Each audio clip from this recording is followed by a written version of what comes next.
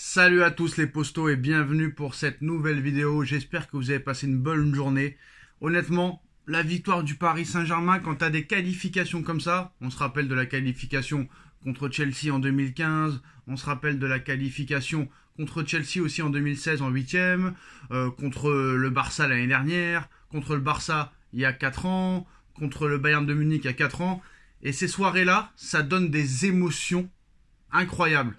Ou même quand tu as un tas de soucis, pour une période de 1 ou 2 jours, tu vas oublier tes soucis parce que ta passion numéro 1, le football, et ton équipe de cœur depuis que tu es né, arrive à faire des exploits comme ça contre les meilleures équipes du monde, et bah t'oublies tes soucis pendant un laps de temps. Et on espère que ça va continuer. Vous n'êtes pas prêts, je pense que là, avec Luis Enrique, on tient vraiment l'entraîneur qu'il nous fallait depuis très longtemps. Est-ce que le Paris Saint-Germain va passer un cap cette année? Est-ce que le Paris Saint-Germain va faire quelque chose de grandiose alors que ça n'était pas du tout attendu? Pour rappel, le Paris Saint-Germain est en construction, c'est fini. Très clairement, la stratégie des stars à coût de centaines de millions d'euros, c'est terminé, qui ont des salaires mirobolants, c'est fini. Monsieur Enrique a posé les conditions quand il est arrivé. Il a dit très clairement à Nasser et au Qatar, écoutez, moi ça va pas se passer comme les autres, ça va pas se passer comme les Galtier, comme les Pochettino,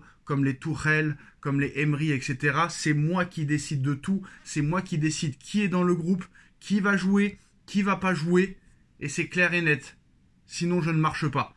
Et ce qui est très intéressant, c'est que Nasser Al-Khelaifi et le Qatar, qui étaient très clairs sur leur projet, ont décidé très clairement de se remettre en question.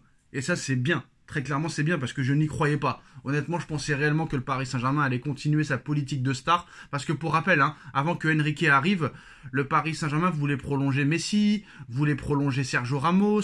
Donc, il n'y avait rien qui allait changer, très clairement. Et c'est Enrique qui est arrivé et qui a changé tout ça. Et qui a dit, moi, les starlets, j'en veux plus.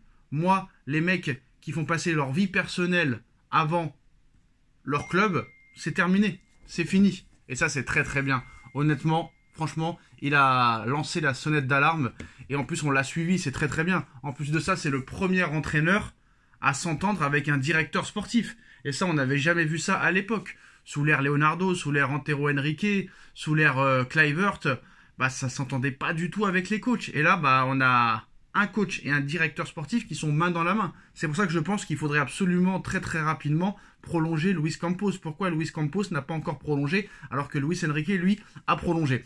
En tout cas, très clairement maintenant, je pense qu'il y a un coup à jouer. Il faut que Enrique reste sur sa ligne de conduite.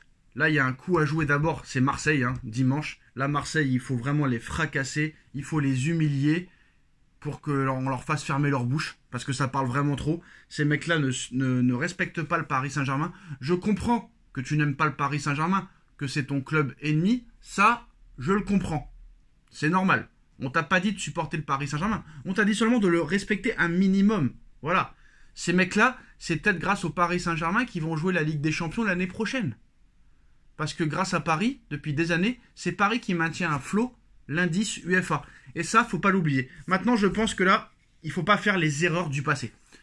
On se rappelle l'année dernière, quand on élimine le Barça en quart et qu'on va en demi-finale, on affronte le Borussia Dortmund. Et là, tout le monde fait l'erreur de dire, ça y est, c'est fait, on est en finale, on les a battus en poule, ça va être qu'une bouchée. On va en faire qu'une bouchée. Et à l'arrivée, sur les 2 matchs, on perd. Sur les 2 matchs, on marque pas de but. Voilà. On a été, on va dire, très insolent. Très insolent. Là, je pense qu'il ne faut pas du tout faire la même erreur lors de ce quart de finale contre Bruges ou Aston Villa. Il y a de grandes chances que ce soit Aston Villa. C'est très dangereux. Emiliano Martinez dans les buts, l'un des meilleurs gardiens du monde, qui peut éliminer une équipe à lui tout seul. L'ancien coach du Paris Saint-Germain, Unai Emery, sera peut-être revanchard par rapport à ce qui s'est passé au Paris Saint-Germain. Lui qui a eu peut-être la meilleure équipe sur le papier et qui n'a pas réussi parce qu'on ne l'a pas laissé travailler, peut-être qu'il aura à cœur de revanche. Donc il faudra faire très attention. On sait qu'Unai Emery est un spécialiste des Coupes d'Europe, 4 Europa League, une demi-finale avec Villarreal. Qui aurait cru que En 2019, le Villarreal de Emery allait aller en demi-finale de Ligue des Champions en éliminant le Grand Bayern de Munich. Donc attention, ne surtout pas prendre à la légère ce quart de finale de Ligue des Champions. Après, on ne sait même pas si ça sera contre Aston Villa, même s'il y a de grandes chances que ce soit Aston Villa. Attention, Bruges en a mis 4 à l'Atalanta Bergame qui était grandissime favori au tour précédent.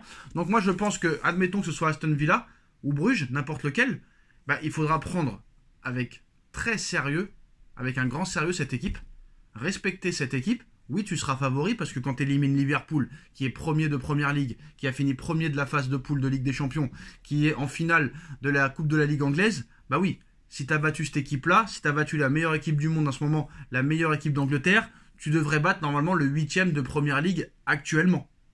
Donc tu seras favori, très clairement. En plus de ça, Paris va jouer le match retour à l'extérieur, donc ça c'est très très très très bon.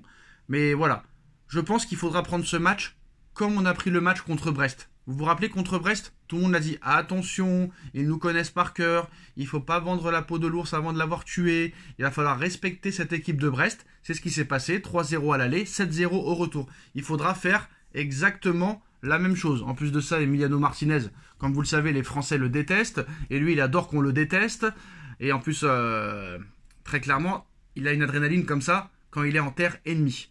Maintenant, je pense que vous n'êtes pas prêts. Parce que je pense que voilà, maintenant, il va falloir aller en demi-finale, c'est sûr et certain.